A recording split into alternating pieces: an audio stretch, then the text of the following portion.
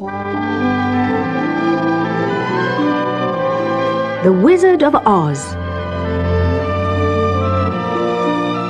The Emerald City.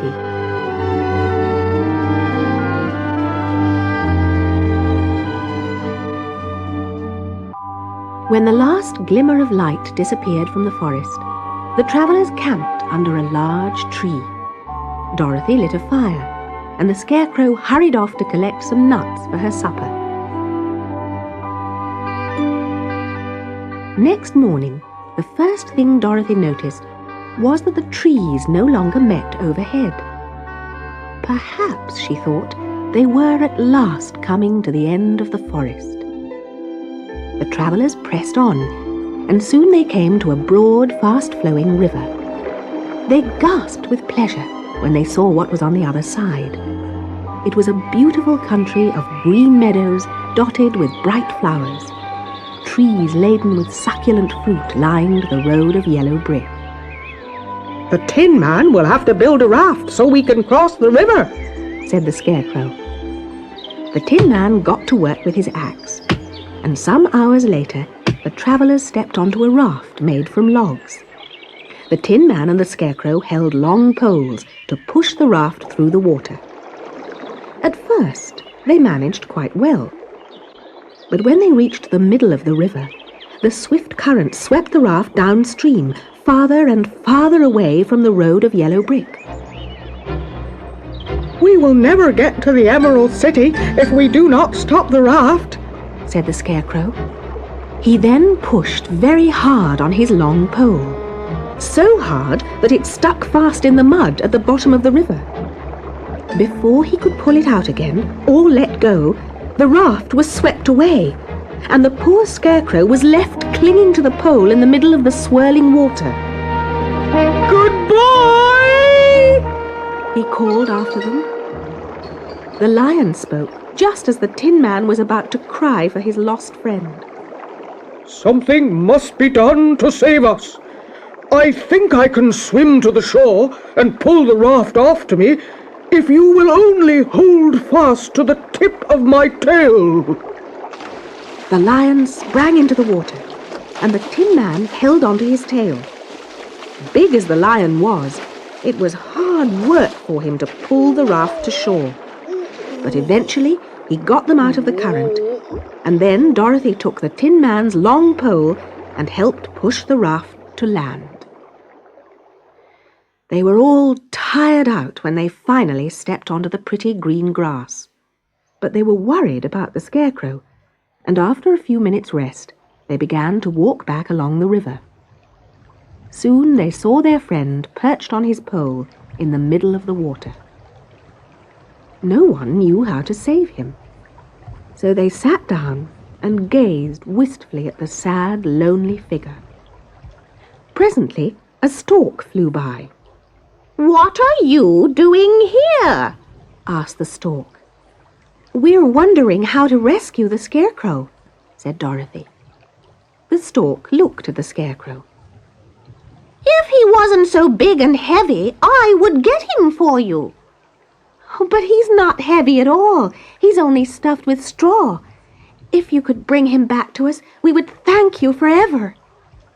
"Well, I will try," said the stork. She flew to the Scarecrow. Then, with her great claws, she grabbed him by the arm and carried him back to his friends. The Scarecrow was so happy that he hugged everyone, even the lion and Toto. Then the kind stork flew away, pleased to have helped someone in trouble. The travellers walked along the smooth road of yellow brick, the Scarecrow singing "Do-de-ro-di-o-o" at every step. Wherever they looked now, there were green fences and green houses, and the people all wore emerald green clothes. "We must be getting near to the Emerald City," said Dorothy. And as she spoke, a beautiful green glow appeared on the horizon. At last, they arrived at the great green wall that surrounded the Emerald City.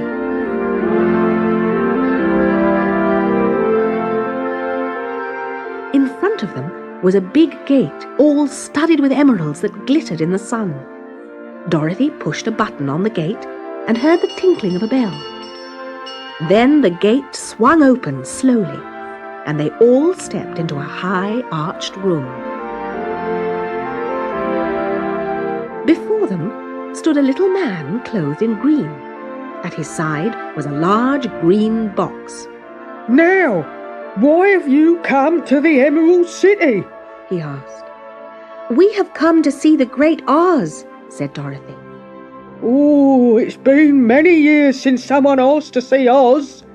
He is powerful and terrible, and if you've come on a foolish errand, he might be angry and destroy you. But it is not a foolish errand, said the lion. It is very important, and we have been told that Oz is a good wizard. Oh, so he is, and he rules the Emerald City wisely and well. But he is most terrible to those who approach him out of curiosity. I am the guardian of the gates, and since you demand to see the Great Oz, I must take you to his palace. But first, you must put on the spectacles. He opened the big box and took out some pairs of spectacles with green glass. You would be blinded by the brightness of the Emerald City if you did not wear these. When the city was first built, Oz ordered everyone to be locked into a pair, day and night. Only I have the key to unlock them. The guardian of the gates locked a pair of spectacles onto each of the travellers. Then he led them into the dazzling streets of the city. Everything was green. Even the people's skin had a greenish tinge. When they arrived at the gates of the palace, they were introduced to a soldier with a green beard. He went off to tell Oz that they wished to meet him. Have you seen Oz? Dorothy asked on his return. Oh, no, he replied. I don't know anyone who has. Whenever I speak to him, he sits behind a screen. He says that he will see you, but you must each enter his presence alone. He does not want to see more than one of you in a day. I will show you to rooms where you can rest, and tomorrow the Great Oz will send for you. The next morning, a pretty girl dressed Dorothy in a gown of green silk and led her to the throne room of the Great Oz.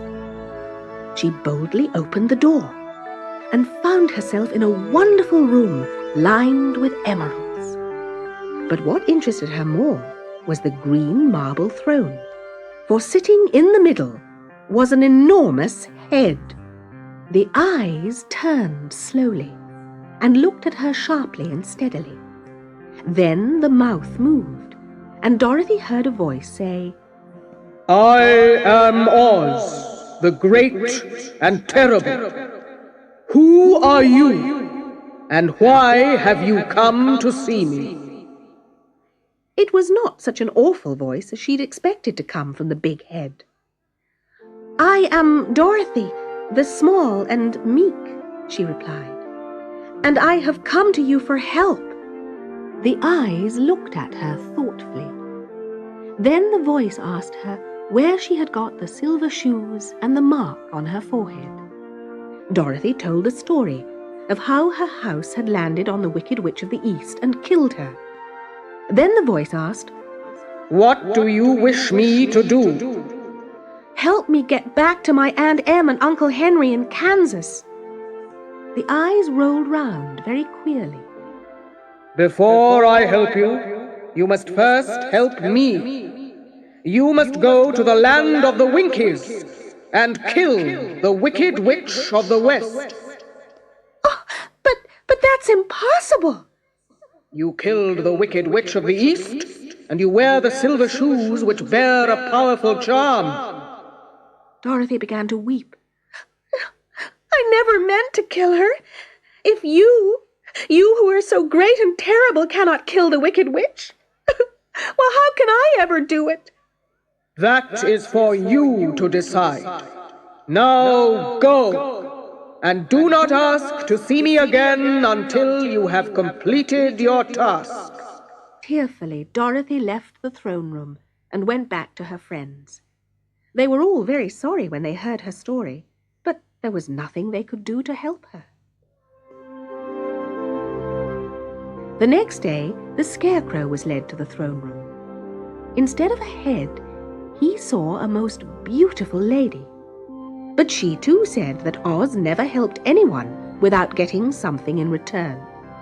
If the Scarecrow wanted brains, he would have to destroy the Wicked Witch of the West. Next, it was the turn of the Tin Man. He was confronted by a terrible beast, which was nearly as big as an elephant and had 5 eyes, 5 arms, and 5 legs. He told the Tin Man that he would only be given a heart when he had helped Dorothy kill the Wicked Witch of the West. The Lion was the last to visit Oz. When he stepped into the throne room, his whiskers were almost singed by a ball of fire. I am Oz, the great and terrible, the ball of fire said. Bring me proof that the Wicked Witch of the West is dead, and I will give you courage. The friends got together to decide what to do next. There is only one thing we can do, said the Lion. We must go to the land of the Winkies, seek out the Wicked Witch, and destroy her. And very reluctantly, Dorothy, the Tin Man, and the Scarecrow all agreed.